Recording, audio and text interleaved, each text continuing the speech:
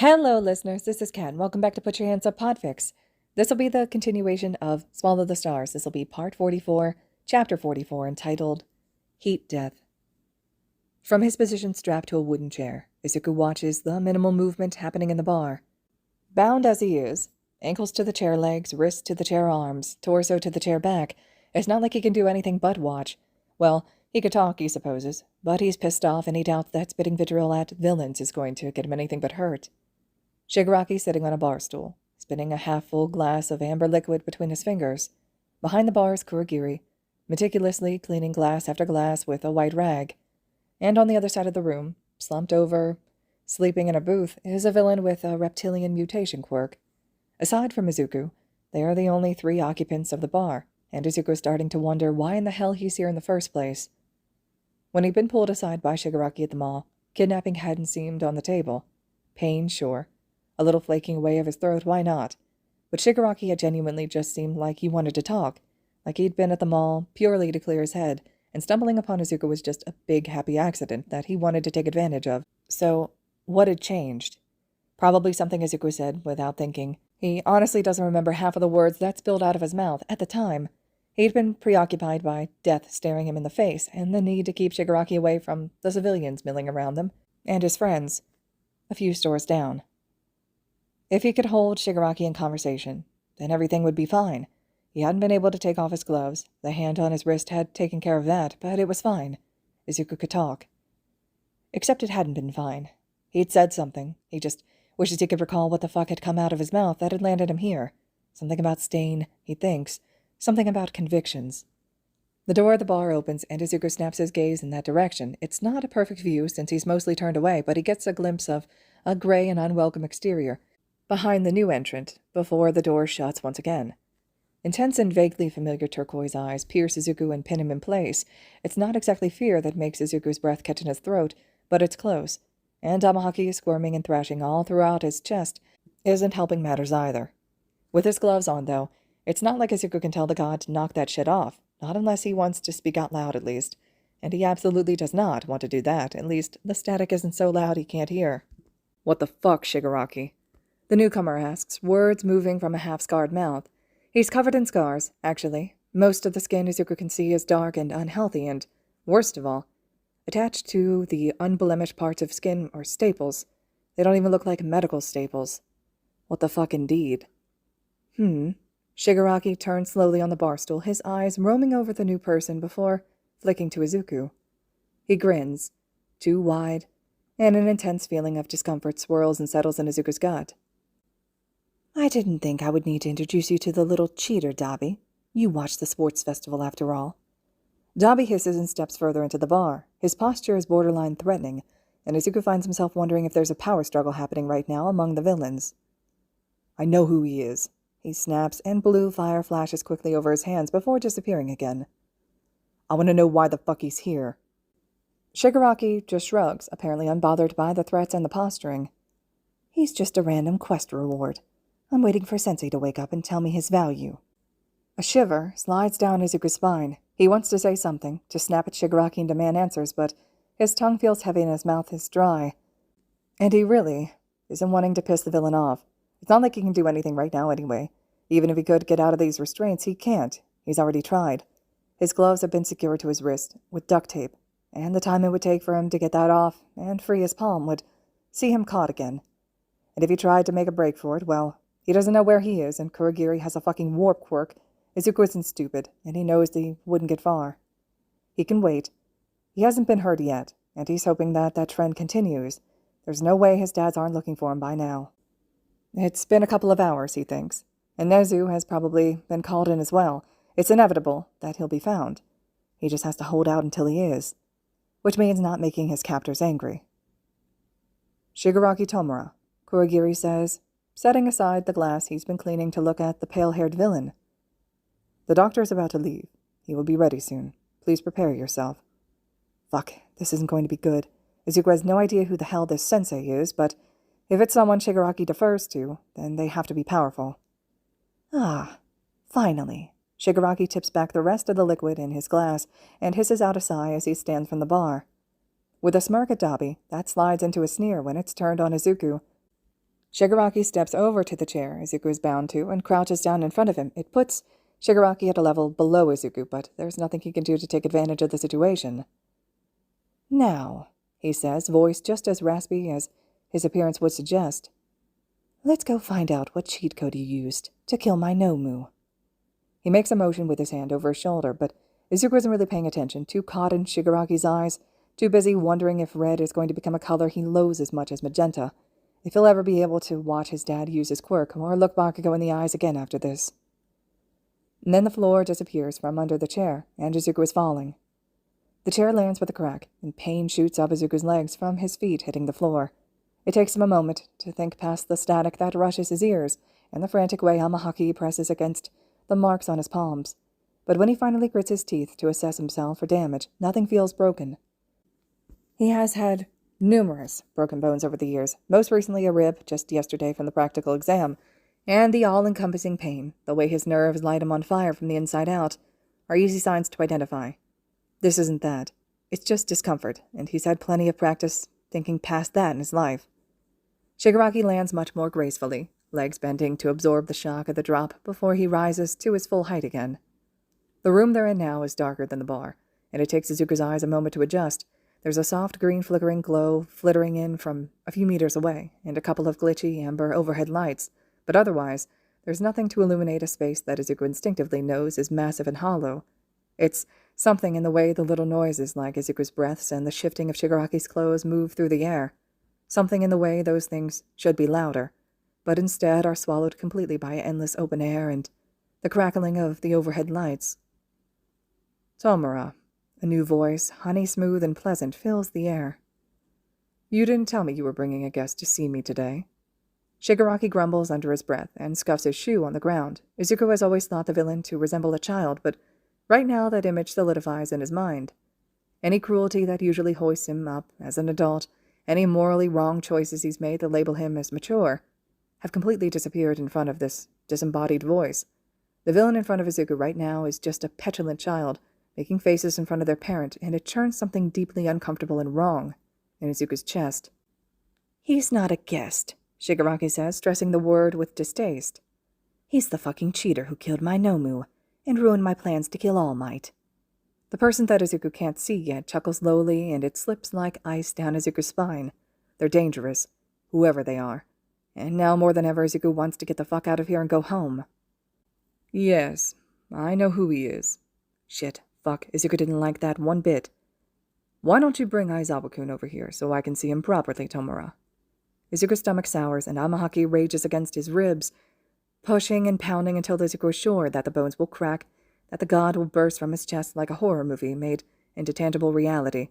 But the simple fact is that Izuku's gloves are still on, and Amahaki is just as powerless to do anything as Izuku is. Contract to protect Izuku or no, the god can't get out without a pathway or a mortal injury, and Kurogiri closed that door when he put the duct tape around Izuku's wrists. Shigaraki turns on his heel and stalks up to Izuku, his hands already in the process of reaching out. Izuku doesn't mean to flinch, doesn't want to flinch, but he does, and it's hard enough that his shoulders rise up and his eyes squeeze shut in preparation for pain. But those fingers never touch him, and Izuku opens his eyes in time to watch the restraint fall away from his chest. His ankles are unbound next, and, finally, his wrists. Before he can think of anything to say or do, Izuku is hauled to his feet, 3 fingers and a thumb wrapped tightly around his forearm, to pull him further into the dark room. He can see more now that Shigaraki isn't blocking his view. That sickly green glow from what is now clearly a television doesn't taper off into the empty air the way the overhead lights do. Instead, it bounces and reflects off of something quite close to it, something distinctly human. Bile rises like poison in Izuku's throat, and he chokes on it, gasping in air as he fights off the panic that threatens to pull him under. There's a man sitting in front of the television, tall and broad and dressed in a suit. Machines are hooked up to him, wires running from his body to the ground, to monitors that hardly let off any light and make no sound. But the worst part is his face. His eyes are gone, covered by layers of mangled scar tissue that looks like burns, and worse, like acid had been slowly dripped over skin and tissue until nothing could possibly remain. Izuku digs his heels in, tries to pull back against the grip Shigaraki has on him, but even without all 5 fingers, Shigaraki's grip is iron, and he yanks Isuku the last few steps forward until there's almost no space between him and the monster. Hello, Aizawa-kun. A smile blooms over what's left of the man's face, shockingly perfect teeth appearing as he speaks. I am all for one. Normally, Izuku would be introducing himself in turn, even if it was to a villain who exuded enough raw terror to have Izuku's knees shaking, but the man already knows who Izuku is, his name, probably his quirk, and most definitely his relation to Aizawa. Fear of being struck down for a lack of politeness drives him to say something, however. Why am I here? His voice drags out of him like a fish pulled from the ocean, shaking and fighting and wet with tears he can feel gathering in the middle of his throat and in the corner of his eyes. He'd heard Shigaraki's reasoning to Dobby back at the bar, but there's no way that this man in front of him isn't privy to something deeper. But All for One just shrugs, a casual lift of a single shoulder. Because Tomura deemed it so. As much as I am his sensei, he is an independent man and is allowed to make his own choices. The grip around Izuku's arm tightens. Would I have brought you here myself, knowing just how many heroes want to keep you safely tucked away in their pockets? No, certainly not. It would take a fool to not see that they would rush to your aid immediately. Izuku risks a sideways glance at Shigaraki and finds his jaw clenched and his eyes on the floor. This is a scolding for him, more than a conversation with Izuku. All for One doesn't even have the decency or the desire to directly address Shigaraki in what he views as a mistake, as a failure. However, All for One continues, his voice dragging Izuku's gaze back to him. You are here now, and there's no point in just dropping you off with your heroes. You do, after all, have something that intrigues me. The last thing in the world that Izuku wants right now is to be found intriguing by the man in front of him. He swallows, and it's thick. And what is that? He may as well know. If it's about him, he wants to know, even if he has to fight back the tsunami of static in his head just to hear. Shifting in his seat, the man crosses one leg over his knee and then leans forward as if to see Izuku better. It turns him into a looming figure, and Izuku so desperately wants to step away. In the early days of quirks, All for One says, ignoring Izuku's question. 2 brothers were born. The younger brother was a weak, sickly boy, born without a quirk, and his older brother, who was born with a quirk that could take and give quirks from and to others, promised to protect him. But then the younger brother grew jealous and fearful of his older brother's power, so the older brother did what he had to, and locked his brother away to keep him safe. Eventually, the older brother gifted his younger brother with a quirk that would be useless for him, but would let him know what power felt like. A power stockpiling quirk. All for One tilts his head, seeming to be watching Izuku raptly, despite his lack of eyes to see with. What neither of the brothers knew is that the younger brother did, in fact, have a quirk already. A quirk that only had the power to be passed on to another person. The stockpiling quirk absorbed the other, and a new quirk was created. The younger brother named it One for All, and swore to use his new quirk to take down his brother. The fear that had been steadily dripping down Izuku's spine turns corrosive, and if it weren't for Shigaraki's death grip on his arm, he would be on his knees. His voice sounds winded when he says, You're the oldest brother, and... Something tugs at his mind, memories of fluctuating power and a tense conversation in a hospital room. He licks his lips, hoping to keep them from cracking, but his mouth is dry and so is his tongue. And All Might has One for All. His fingers start tapping out a rhythm against his thumb, and his next words come to his tongue unbidden. It was you, the fight against All Might that made him lose his strength. I am, and he does, and it was. All for One nod, smile still spread across the lower half of his face. One for All is the only quirk in the world that has the power to stop me, and my collected hundreds. His smile dies then, and Izuku swears his heart stops. At least, it was. No amount of knowing that Amahaki isn't a quirk, and never will be a quirk, can keep the dread from lining Izuku's stomach. All for One wants to take Amahaki away from him, because Amahaki is nearly limitless power, because Amahaki can kill him. But do you want to know something interesting, Aizawa-kun? All for One leans forward even further, and that smile is back, but it's bloodthirsty this time. Izuku shakes his head because he doesn't want to know. Unfortunately, All for One doesn't seem to care about what Izuku wants. I have a quirk in my possession that lets me see other quirks. It's not detailed. They're just balls of colored light. But you... Izuku's heart drops out of his chest and thuds to the floor. Don't have a quirk. For the first time since All for One started speaking to Izuku, Shigaraki makes his presence known beyond the grip he holds on Izuku's arm. What do you mean? I saw him use a quirk. I saw him kill my Nomu. Yes, All for One says, unbothered. But whatever power he holds, it is not a quirk. I doubt that it's even something I can take for myself. When All for One tilts his head this time, Izuku's blood runs cold. But that does not mean it's useless to me. Kurogiri, he calls, turning his head slightly over his shoulder. In an instant, the warp villain is there. Take him to see the doctor. Tell him to see what he can figure out in 6 hours, and then bring Aizawa-kun back to me. Harmed is fine, but alive is necessary. Kurogiri bows, and then Izuku drops into darkness once more. Shivering in the bright lights and white walls of a room that looks so much like the facility, Izuku feels his consciousness slip. His body aches, old wounds cut to bleed anew, needles in his arm to feed him fluids, and something that must be a sedative. It's impossible not to recognize the hazy feeling in his head when he used to be administered something similar every time he fell into a panic attack or lost control during a test. Here, though, the sedative is less potent. He's still awake, still mostly lucid, still aware of the doctor tutting in the corner as he sits in front of a computer. All of the pain in Izuku's body is sitting in the forefront of his mind, but he knows it's not as sharp as it could be. And Tamahaki feels distant too, shoved behind a fog that's too thick even for static. Izuku misses the static, misses the chilled mass of the god in his chest. It's still there, technically, but it's diluted and distilled, and it feels wrong. They have been together for years now, uncomfortable companions at first, but lately friends. Inasmuch as a human boy can be friends with an ageless god, and Izuku aches for the familiar comfort of extra mass draped along his ribs. How many surgeries have you been through? The doctor asks, eyes glancing up from behind the screen of the computer, and they look huge behind his thick glasses. No answer comes to Izuku's lips. Even if he wanted to respond, his body isn't willing. His tongue is heavy, and his throat is raw from screaming and crying. He can taste copper in the back of his mouth, and he wouldn't be surprised if he'd screamed so hard in the last few hours that blood had found its way to the back of his tongue.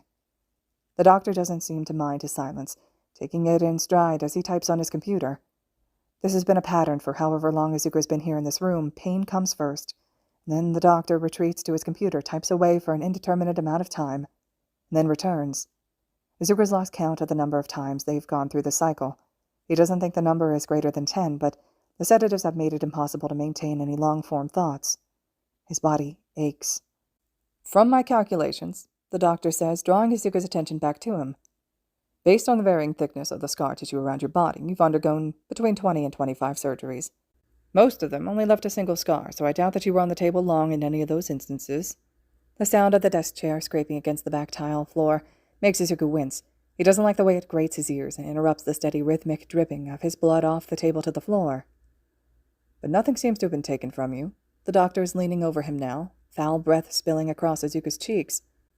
He's in enough of his own mind to wrinkle his nose in distaste and turn his head away. So, what did they put in you then? Resolutely, and because he cannot make his body do anything else, Izuku says nothing. It's not a quirk, the doctor carries on, thoughtful expression twisting as his lips split into a hungry grin. Thanks to the big guy up there, I've been able to experiment with quirks on all sorts of people. Did you know that quirk factors are directly tied into DNA? It's why the extra toe joint is such a good indicator of quirklessness, even if it's not accurate 100% of the time. The chromosomes for the quirk factor in that specific joint are very closely tied together. And you, dear boy, have no quirk factor in a toe joint, and you don't have any tales of a quirk being forced upon you, but something was given to you, wasn't it? The doctor skims a finger down the center of Izuku's chest. His shirt is gone, he thinks, or at least cut open down the middle, but he can't really tell, and then digs it into one of the reopened surgical sites. Izuku doesn't scream, but a long whine slips out of his throat and tapers off into a whimper. Tears flood his eyes and slip from the corners into his hair. It hurts. It hurts, and he wants his dad's. I like that expression, the doctor says. I wish I could let up on the sedatives to force you to tell me what I want to know, but we can't have whatever this power is jumping out of you, now can we? He tuts and shakes his head.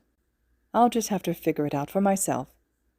Pain is nothing new to Izuku. He's been in various states of pain for as long as he can remember, from the tests to the wild and unruly and incomplete Tamahaki inside of him. To the snapped bones caused by the release of too much power too quickly, to the disgust and then acceptance of the number of people who have died by his hand. There is nothing this doctor can do to him that's different from what has already been done to him, but pain is pain, and he's still left shaking from it. Time slips past Izuku's grasp again. Is this the 4th round of experiments? The 6th? The 10th? He isn't sure. Amahaki is still distant under his skin, a slight weight against his ribs and nothing more. The cotton in his head overflows, and Izuku thinks he passes out. When he becomes aware of his surroundings again, the doctor is back at his computer, typing away on the keyboard. Inconsistent clacks of fingers on keys fill the room, and Izuku tries to count them as a way of getting his mind back under his own control. Darkness swirls at the edge of his vision, and Izuku turns his head to watch as smoky shape takes form in the otherwise sterile white room. Time is up. It takes longer than it should for Izuku to recognize Kurogiri's voice. There's a frown in the doctor's voice when he says, "I still have an hour." 2 yellow eyes floating in the black and purple void narrow. "The heroes have amassed and are inbound. Aizawa-kun's presence is requested." With a heavy and annoyed sigh, the doctor pushes to his feet. Izuku doesn't look, but he can hear the chair scrape against the tile, can hear his footsteps as he paces closer, and then he's looking over Izuku's eyes, tracking his face, and then down his body. "I would just have to figure out your secrets at a later date, I suppose." Squat fingers push through Izuku's hair, and nausea rolls in his stomach. "Be a good boy, make sure you come back to me in one piece, please." One by one, the straps holding Izuku to the table are released, and the doctor helps him sit up. When Izuku flinches away from his hands and curls in on himself, with a low groan, Kurogiri steps forward into his space, cutting off the doctor's access. A void-like hand extends to Izuku, the other tucked away behind Kurogiri's back. It's a polite gesture, an offer of assistance instead of a demand, and while Izuku holds no trust for the warp villain, there's no denying that his attitude is far easier to stomach than the doctor's. Carefully, cautiously, Izuku takes Kurogiri's offered hand and slides from the table. His shoes slip on a puddle of blood, and he loses his balance, but Kurogiri steadies him, holds his hand in his shoulder in a soft and protective grip. In another life, Izuku thinks Kurogiri might have been a good person, might have been filled with love and care, because the way he holds on to Izuku is nothing shy of steady and reassuring. Izuku's entire body trembles from the cold and from the pain, and the sedative still swirls through his body in a lazy churn. "Do you wish to walk on your own?" Kurogiri asks, and it's only then that Izuku realizes they haven't moved yet, and he's still being held up by the villain. The dryness of Izuku's mouth makes his tongue heavy, but his lips part anyway, to force out a sentence. His first in the hours that he's been down here. "I don't think I can." He sounds awful, even to his own ears, and pain spikes up and down his throat, followed by warmth and the taste of copper. He grimaces, looking to the floor in shame. "I will help, then." Kurogiri sounds gentle, and he is gentle as he opens up a warp gate directly in front of them and helps Izuku step through. In the darkness of the warp gate, Izuku loses most of his senses. It doesn't last long, and it's not his first time experiencing it, but the unsettling feeling still washes over him in a rapid shiver down his spine. And then it's over, and Izuku can breathe again, can see and hear and feel. He sucks down stale air and could cry because it's not sterile, because it doesn't taste like the facility. They're back in the big empty room with All for One in the center, standing now, with a complicated breathing apparatus fastened around his neck and face, and Shigaraki flanking him. There are other villains here too, Dobby, and the one with the reptilian quirk, as well as others Izuku doesn't recognize. It's Dobby's gaze that catches Izuku's first, and those blue eyes remind him of Shoto, of long afternoons working through the intricacies of what most people assume to be a dual quirk, of the only moments in Izuku's life where science wasn't a thing that made his stomach churn. "Welcome back, Aizawa-kun." All for One's voice filters through the device around his mouth, but his breathing stutters out mechanically. His posture is strong, his stance unwavering. Izuku looks at him, and even through the haze of sedatives slowly working their way out of his system, he feels fear. "I trust you were cooperative with the doctor." A sneer pulls its way over Izuku's face, but he doesn't say anything. He can still taste the blood from the last time he spoke, and he doesn't want to show so much weakness in front of a villain as powerful as this. "Bring him closer, Kurogiri," All for One says with a beckon of his hand. Izuku isn't strong enough to fight against the gentle guidance of the villain beside him, so he takes his steps one at a time until he is in front of All for One. Each of the gathered villains stares him down, the collective weight of their eyes pulling at Izuku's shoulders until he wants nothing more than to curl up on the ground in a fetal position and weep into his knees. He has no strength here, with Amahaki only a distant ember of ice in his chest, but he squares his shoulders and ignores the ache in his body as he stares up at All for One. The villain's mouth is no longer visible, but Izuku can hear his smile when he says, "There. You will stay by me." A large hand reaches over, grabbing at Izuku's arm, and manhandling him into position beside All for One. "Kurogiri, you may return to your usual duties." The warp villain bows before blinking out of existence, only to reappear behind Shigaraki. "How close are they?" All for One asks, and his hand moves from Izuku's arm to his shoulder. "A small team is approaching the bar," one of the villains says. All for One's hand tightens. Izuku holds in a whimper, but he can't stop the wince that flits across his face. "Let's show them who we are, then." The villain raises his free hand, arm stretched out in front of him, palm held parallel to the ground. Izuku watches raptly, trying to force his mind to move past the sedatives, to take in details and make sense of them. But there's no sense to be made of the hot gust of air that suddenly presses against Izuku's body, or the concussive noise that wraps around him and holds him in a white-out embrace. Izuku blinks, and the area around him explodes, flattening, crumbling, knocking over as a tsunami of air pressure warps and then expands outwards. The room, no, the building around them breaks open and bursts outwards, quickly followed by the other structures in the vicinity.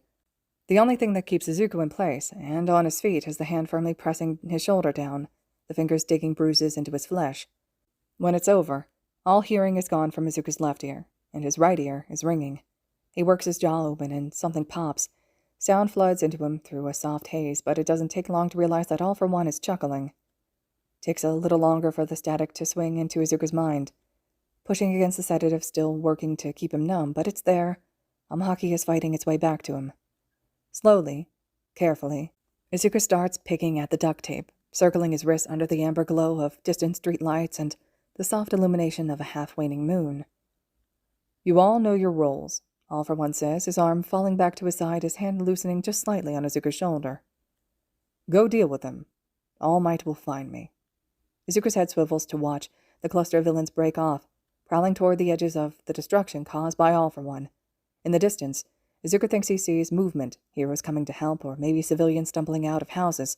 The thought of people getting caught up in All for One's blast makes Izuku feel sick, but there's nothing he can do about it now. "It's all right, Aizawa-kun." All for One's voice is casual, like he doesn't care about anything that's happening. Like the idea of fighting All Might again after losing last time isn't daunting to him at all. And Izuku supposes it wouldn't be. All Might is weaker now, significantly, and All for One has had 5 years to heal and accumulate new quirks, to grow and cultivate his power with one clear goal in mind. "In your current state, after your visit with the doctor, I do not fear you. I will take care of All Might first, before you have to worry about me. So just sit back and watch the beginning of this nation's fall." And then the fighting starts. Shouts filter to Izuku from across the roughly 20 meters of space between where he stands in the epicenter, with All for One and the edge of the destroyed buildings. His eyes catch on hero costumes, recognition coming to him faster for some than others.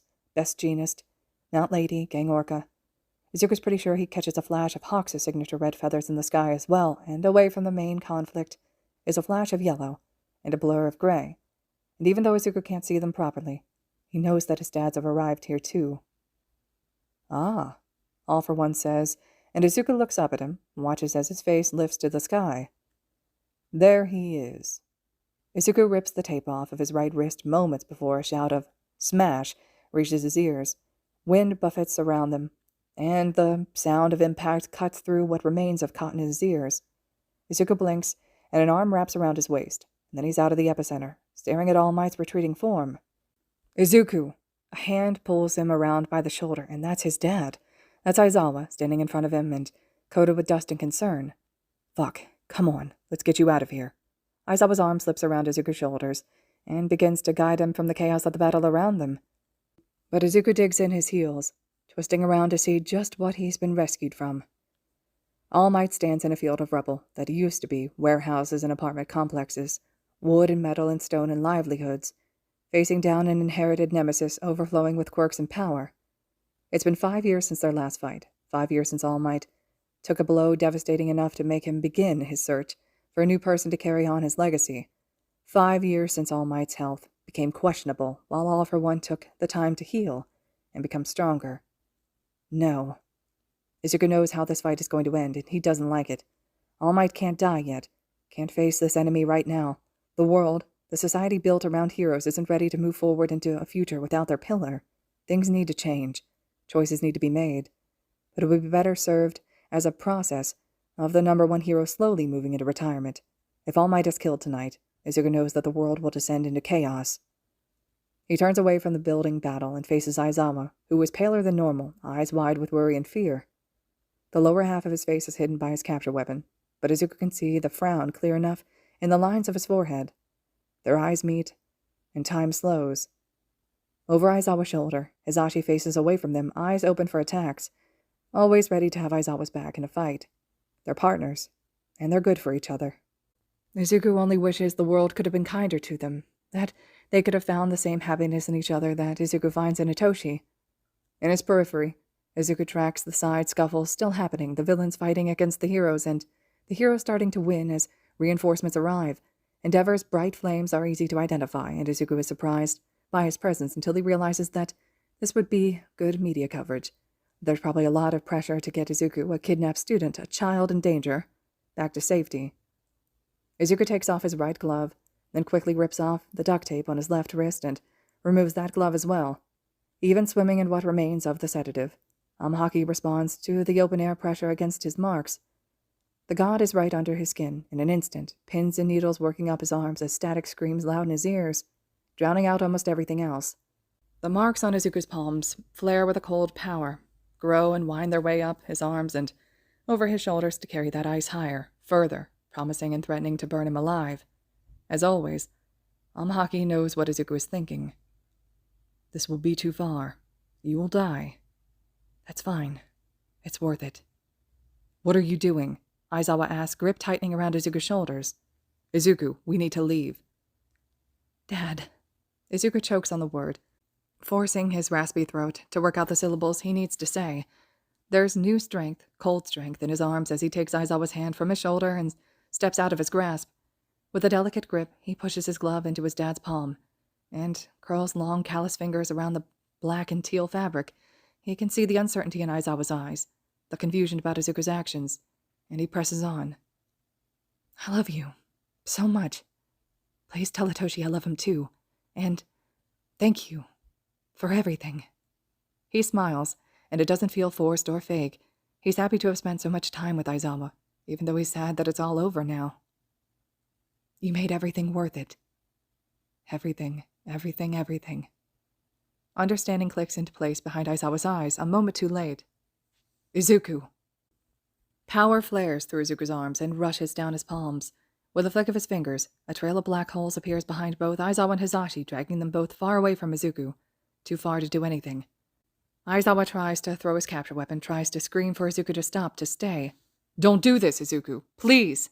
But Izuku just puts up another black hole and steps sideways from the whip of the capture weapon. With his right hand, Izuku signs, I love you. And then he turns around.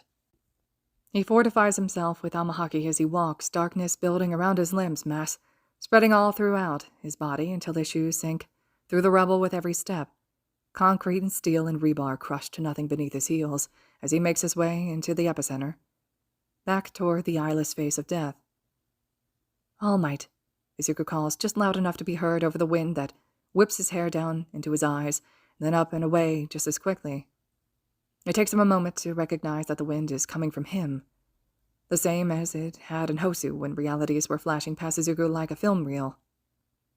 Back up. Young Aizawa, this is not your fight, All Might says, but it's clear to Izuku that he's already been in this form for too long today, and All for One knows his weaknesses better than almost anyone else. Izuku isn't fazed by the heroics, the self-sacrificing last stand. After all, that's exactly what he's doing as well. It is. You don't have it in you to kill him. All Might is a hero, after all. The number one hero, the symbol of peace. No matter that All for One has been deserving of death for 200 years, All Might won't be the one to do it. He can't. How could he possibly kill his nemesis and then tout peace to the rest of the world? But Izuku has already killed enough people to make a graveyard. What's one more body, one more gravestone, one more set of hands hanging off of his neck? Especially when he's about to die anyway. He calls up Amahaki and feels the god respond eagerly, gladly, ready to defend Izuku until his last breath. Amahaki is eternal, a concept explained through scientific truths and universal laws and divinity and human perception or lack thereof. Izuku's reckless stupidity and martyrdom won't be the end for the god, but a new beginning instead. After all, Izuku's just returning what isn't his. Power flares around him, black like smoke and cold like the heat death of the universe. Izuku burns in the cold, but he doesn't really feel it. The static is enough to distract him, to keep him numb to the pain of his body, the bleeding of his wounds, and the constriction of the red and black marks decorating his skin. He sinks several centimeters into the ground as he pushes out his right hand, curls a finger, and watches as a massive clawed black hand extends from him and throws All Might backward toward a row of apartments, closer to the other members of the League, closer to his colleagues, closer to civilians that need saving. All for One turns his eyeless face toward Izuku and laughs. "You think you can beat me as you are?" He throws out his arms in invitation for a fight. "You think you can kill me?" Izuku shakes his head. "Not me," he says, and his voice echoes with all of Amahaki's collected consciousness, hundreds of thousands of dead people speaking with him, chanting words and languages from all over the world and from every reality, some still used, some long since forgotten. But it doesn't have to be me. All for One charges at the same time that Amahaki rips free, mangling Izuku's body and surging forward, with weight, hunger, power, strength, freedom. Two unstoppable entities clash with enough force to send a shockwave through the area, and Izuku fights to stay aware, to keep his mind above the static even if it means feeling the agony of having no body, too many limbs burning cold pain. It hurts, it hurts, it hurts. Don't kill anyone. For as much as Izuku has only recently gotten a handle on Amahaki's power, has only recently mastered pinpointing his aim on a moving target and threading gravity through a small space, Amahaki makes it look easy. This is no longer Izuku fighting. He has no control at all except for the streamline repeating thought that begs for restraint from the god, pleading for the life of his family and the other heroes at the price of another death credited under Izuku's name. But he doesn't care about that death. He's not going to be alive for it to matter. Amahaki throws crushing amounts of gravity around like the laws of physics are mere suggestions, trapping All for One, over and over as the monster of a man shuffles through his quirks in an attempt at gaining the upper hand. But Amahaki is overwhelmingly powerful and eternal. 200 years of quirks is nothing more than a handful of sand to a god that spans realities and orchestrates the destruction of celestial bodies. Power surges up and out, dark and heavy and so cold. It's a wall, it's a shield, it's a black hole, it's a trap. The ground buckles beneath them, and All for One stumbles to the side, trying to regain his balance as realities shift just out of sight. Amahaki reaches out with one hand, 2 hands, 5 hands, 11 hands, and squeezes, digging in claws and shoving a steady flow of crushing, debilitating weight, power, strength, into a being who foolishly thought himself immortal. In a last-ditch attempt at survival, All for One teleports out of Amahaki's grip, but then reality glitches, flickers, and it's as if the teleportation quirk never activated, and he's right back where he started. All for One screams, rage and fear fighting for dominance as he thrashes under the weight and power of something immeasurable. But Amahaki and Izuku are as silent as the dark between stars, snuffing out light and sound and mass with unrivaled force, consuming and consuming into a bottomless well of nothingness, into a void that existed long before the birth of the universe, and that will continue to persevere after everything else has heaved its final breath. In the end, it's much like popping a partially filled balloon, squeezing and squeezing until the rubber finally stretches enough to give out. One moment, All for One is shouting and squirming and racing through quirks in a desperate bid to get away from something that cannot be outrun. And in the next moment, he folds in on himself, contorting and condensing so quickly and so forcefully that he just evaporates. Blood sprays and soaks into the ground and silence conquers. The walls that had kept out the heroes and the villains fall, and Amahaki writhes in its form, flickering in its static because Izuku can't call it back, can't tuck it under his skin and walk away. The other villains have long since either fled or been captured, and the few heroes that remain look like they don't want to approach, not even Izuku's dad's. It's okay. Izuku hears his own voice clearly through the static, not vocalized, but still audible as a thought. You warned me that this would be the end. You did your job. You kept them safe. In this form, with Izuku merely one consciousness among countless others, Communication is easier than it ever has been. I killed you. No, I killed me. Izuku decides to let go of any bodily feeling he'd been holding on to, not wanting to die with limbs and skin and mass that isn't his own. And his body is already dead, pushed to the brink from the doctor's experiments and the sedatives flooding his veins and the exhaustion that had been too great to handle any exposed time with Amahaki's power, but his consciousness, his mind, is still here, held gently among the many in Amahaki's void. Thank you for keeping them safe. Thank you for keeping me safe. You are released from your contract. He can taste the shuddering freedom that surges through Amahaki the moment the contract breaks. Boundless joy and power flares brightly, quickly, and then condenses into something manageable. I could keep you. An offer, not a threat, a temptation of a lifetime, and more living in the cracks of reality, wandering galaxies and feeding off of concepts and whims and stars. No. My dads deserve to bury me, at least. They'll need some closure. Sadness pangs him, but it's swept away by static before he can properly grasp it. He can feel, distantly, like it's happening far away or to someone else, his body reforming, taking its own mass back from Amahaki. Izuku is definitely dead, and he'll be so permanently the moment he reclaims his body as his own. I am sorry you could not keep me. Amahaki's voice of many echoes through the void and envelops Izuku in a warm sort of comfort, a hug, inasmuch as it's a mental one. Perhaps in another life. Izuku pushes his own overwhelming mix of happiness and gratitude and grief at Amahaki, thanking it and wishing it well without words, and then he settles into his body, feels the lack of pulse, the cold skin, the finality of an end found swallowing stars. Goodbye. Izuku falls unflinchingly into the arms of death, and knows no more. All right, listeners, this concludes Chapter 44 of Swallow the Stars. We have 2 more chapters to go, Chapter 45 and Chapter 46, which is an epilogue. I hope you all are still enjoying. I know this chapter was a bit rough on people, I'm sure. It was rough on me just reading it. Let me know, though, your thoughts and reactions to this chapter and so far the fic in general. And as always, thank you so much for listening.